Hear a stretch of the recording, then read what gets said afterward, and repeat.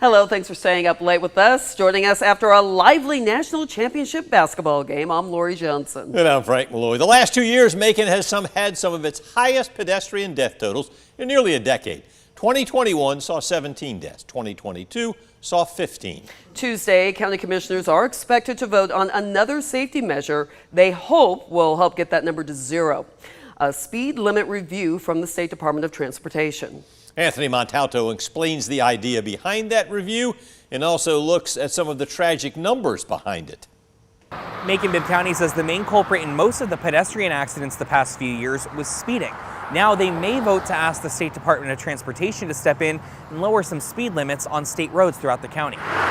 Pedestrian accidents, unfortunately, common in Macon. 301, incidences throughout the entire county. 301 incidents in 4 years, according to a study from Peachtree Recovery Services. Those numbers are very alarming. That's why last month the county's Pedestrian Safety Review Board voted to request a review of speed limits on all county roads. Speed was a determining factor in the major causes for a lot of the pedestrian-related incidences throughout the community.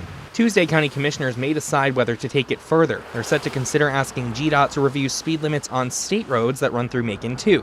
They'd start with a few hot spots the study mentions. It identified at least 5 hot spots throughout the county that they recommended we take a look at. They include the intersection of Pinona Avenue and L Street and at I-16 and Spring Street. Brown says their goal here is simple, using the data to make Macon streets safer for folks who walk to get around.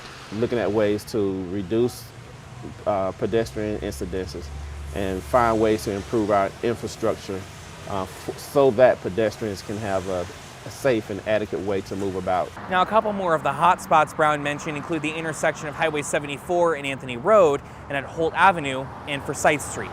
In Macon, Anthony Montalto, 13 WMAZ News. This year, the county has $500,000 in its budget for pedestrian safety. Initially, they budgeted $100,000.